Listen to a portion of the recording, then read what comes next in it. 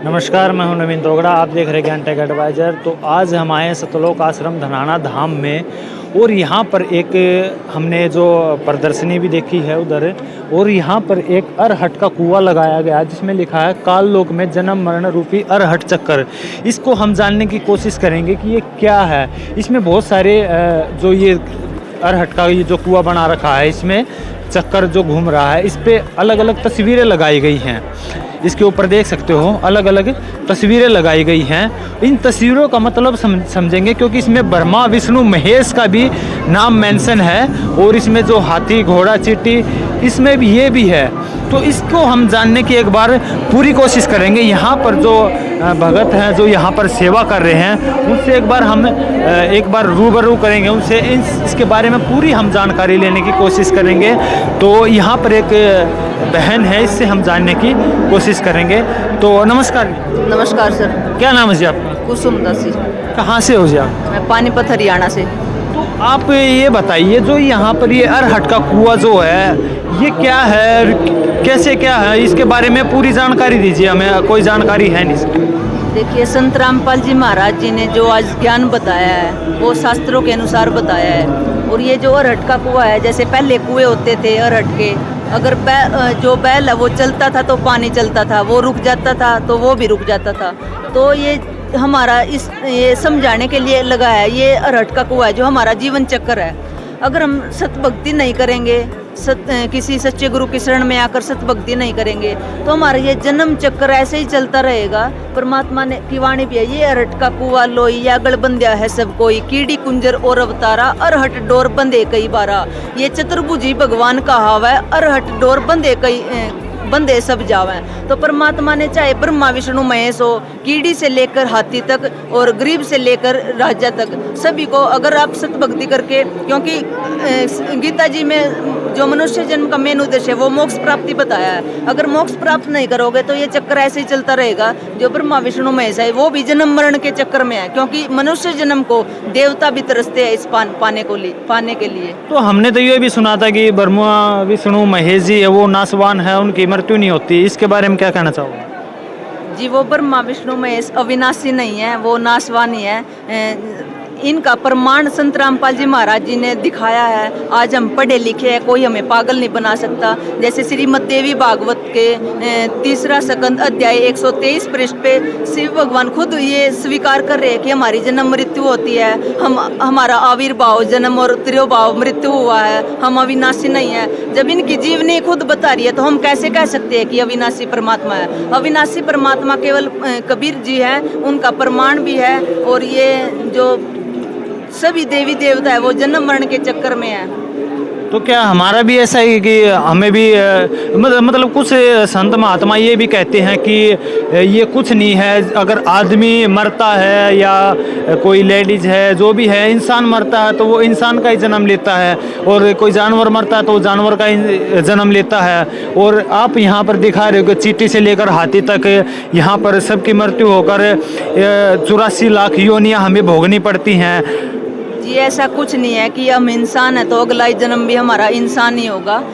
आपको एक पुस्तक है आओ जैन धर्म को जाने, उसमें महावीर जैन ने की जो मनुष्य जन्म मिला था, उन्होंने उसमें लिखा है कि वो 30 करोड़ बार तो वो कुत्ता बने, तो उनका क्यों नहीं हुआ? अगर वो मनुष्य थे तो अगली बार भी मनुष्य होना था। ये हमारा भ्रम है। ये ऐसा ज्ञान ये तत्वदर्शी खोलते हैं, उनको बताते हैं कि जो ज्ञान है ऐसा, ये मतलब अगर मनुष्य जन्म है, अगर आप जब तक संत की शरण में नहीं आओगे, सच्ची भक्ति नहीं करोगे, तो आप गधे भी बनोगे, कुत्ते भी बनोगे और 84 लाख योनियों में भी जाओगे। ये कोई विधान नहीं है कि हम मनुष्य तो अगले जन्म हमारा मनुष्य ही होगा। तो संत रामपाल जी महाराज जी ऐसा क्या बताते हैं कि इंसान का मोक्ष हो जाता है? संत रामपाल जी महाराज जी ने पहली बात तो अपनी तरफ से कुछ नहीं बताया।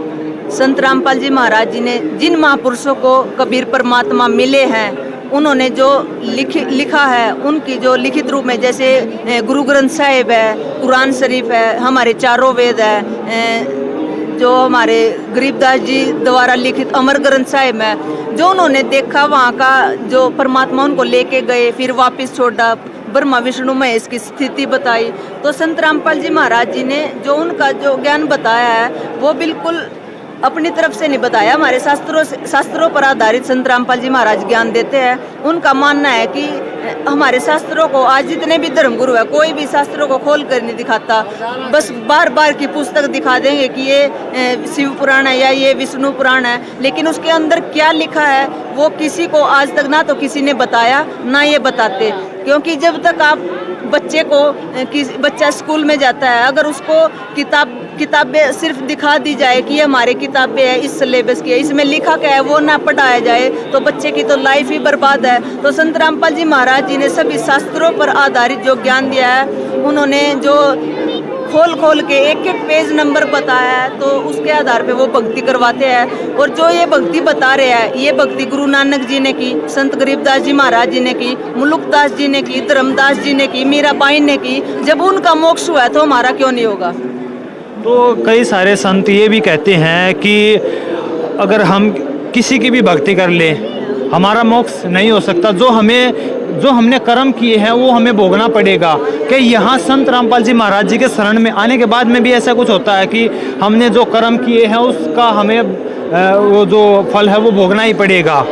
जी, संत रामपाल जी महाराज जी ऐसी सत भक्ति बताते हैं। हमारे वेदों में लिखा है पूर्ण परमात्मा जो होता है वो कर्मों को भी काट देता है। आज तक जितने भी संत महात्मा हुए उन्होंने यही बताया हमको कि कर्म तो भोगने ही पड़ेंगे। जब कर्म भोगने ही पड़ेंगे तो फिर भक्ति की क्या जरूरत है। ऐसे ही मतलब कर्म हमें भोगने ही है, फिर भक्ति हम भगवान की खोज क्यों करते हैं, हम भक्ति की इच्छा क्यों रखते हैं जब हमें कर्म भोगने ही पड़ेंगे। तो संत रामपाल जी महाराज जी ने प्रमाणित भी किया है वेदों में कि पूर्ण परमात्मा जो है वो हमारे पाप कर्मों को काट सकता है, हमें नया जीवन दे सकता है। यहाँ वेदों में यहाँ तक लिखा है कि अगर किसी साधक की 100 वर्ष के बाद 100 वर्ष तक या मृत्यु हो गई तो परमात्मा अपने कोटे से जीवन दान भी दे सकता है। तो संत रामपाल जी महाराज जी ने जो ज्ञान दिया है वो शास्त्रों पर आधारित ज्ञान दिया है। परमात्मा कहते हैं सतगुरु शरण में आने से आई टले बल्ला, जय मस्तक में सूली हो वो कांटे में टल जा। तो परमात्मा अगर सत भक्ति करोगे, सच्चे संत की शरण में आकर पूर्ण परमात्मा की भक्ति करोगे तो हमारे पाप कर्म भी कटेंगे, हमें जो दुख आना है वो थोड़े दुख में टलेगा। ऐसे ऐसे लाखों हजारों प्रमाण आपको देखने को मिलेंगे। अच्छा, ऐसा भी है कि मतलब कि संत रामपाल जी महाराज जी से नाम दीक्षा लेने के बाद में यहाँ पर लाभ भी मिलता है हमको? जी बिल्कुल मिलता है। अगर सबसे पहली बात है गुरु मर्यादा, संत रामपाल जी महाराज जी की जो गुरु, अगर आप मर्यादा में रहकर सत भक्ति करते हैं तो आपको लाभ 101% मिलेगा। मैं आज हजारों लाखों लोगों को दिखा सकती हूँ जिनके कैंसर तक ठीक हुए हैं। अच्छा, तो संत रामपाल जी महाराज जी के जो यहाँ पर आने जाने की व्यवस्था है वो क्या व्यवस्था है? खाना पीना यहाँ पर पैसे में मिलता है या सब फ्री ऑफ कॉस्ट है? ये बिल्कुल फ्री ऑफ कॉस्ट है। संत रामपाल जी महाराज जी का जो मेन उद्देश्य है वो है हम अपने भगवान को पहचाने, शास्त्रों पर आधारित सत भक्ति करें। हम संत रामपाल जी महाराज जी है जो हम सभी एक परमात्मा के बच्चे हैं और वो किसी भी प्रकार का किसी में भी भेदभाव नहीं करते। तो यहाँ पे जो 3 दिवसीय महासमागम का आयोजन किया गया है वो 3 दिवसीय महासमागम में बिल्कुल खाना पीना बिल्कुल फ्री है। आपको रहने नहाने व्यवस्था सब कुछ फ्री में मिलेगी। आपको भंडारा फ्री मिल रहा है। आपको जो बिल्कुल यहाँ पे मतलब ऐसी व्यवस्था घर पे भी नहीं मिलेगी। किसी रिश्तेदार के घर जाए तो यहाँ पे बिल्कुल फ्री, आप जितने दिन रह सकते हो यहाँ पे रह सकते हो, खाना पीना बिल्कुल फ्री है। अच्छा, एक बात और सुनने में आई है कि बहुत सारे लोग ये कहते हैं कि संत रामपाल जी महाराज ब्रह्मा विष्णु महेश की भक्ति छुड़वाते हैं। इस पर क्या कहना चाहोगे, क्या ऐसा कुछ है?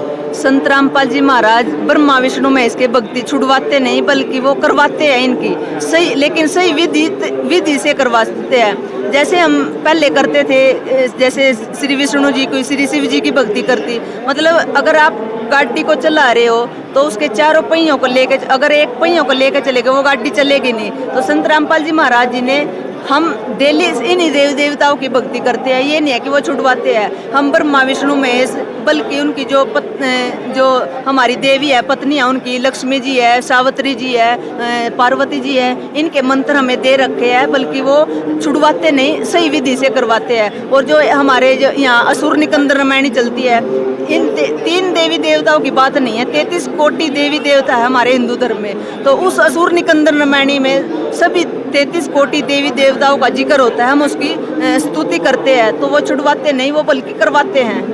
तो यहाँ पर संत रामपाल जी महाराज की शरण में कोई आना चाहे या फिर यहाँ पर देखना चाहे, आके देखना चाहे कि यहाँ की व्यवस्था क्या है, तो कैसे क्या आ सकते हैं, किससे बात हो सकती है? आपको यहाँ पे टोल फ्री नंबर भी मिलेंगे और जो पुस्तकें हैं जैसे ज्ञान गंगा है, आप फेसबुक, आजकल तो सोशल मीडिया का ज़माना है, आप सोशल मीडिया के माध्यम से भी उनसे जुड़ सकते हैं। अब तो ऑनलाइन नाम दीक्षा का प्रबंध कर रखा है परमात्मा ने।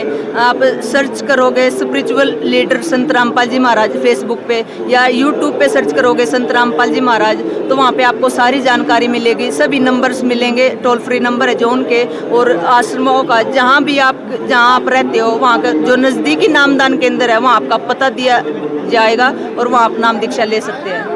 धन्यवाद जी। धन्यवाद।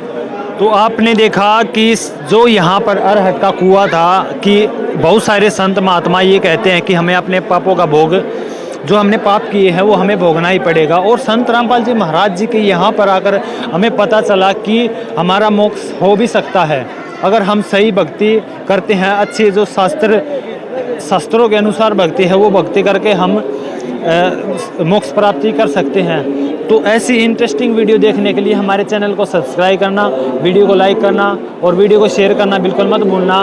मिलते हैं किसी ऐसी नेक्स्ट वीडियो में, तब तक के लिए धन्यवाद। जय हिंद। प्लीज़ हमारी वीडियो को लाइक करें, शेयर करें, सब्सक्राइब करना बिल्कुल मत भूलना। Gyan tech advisor press bell icon ज़रूर दबाएं।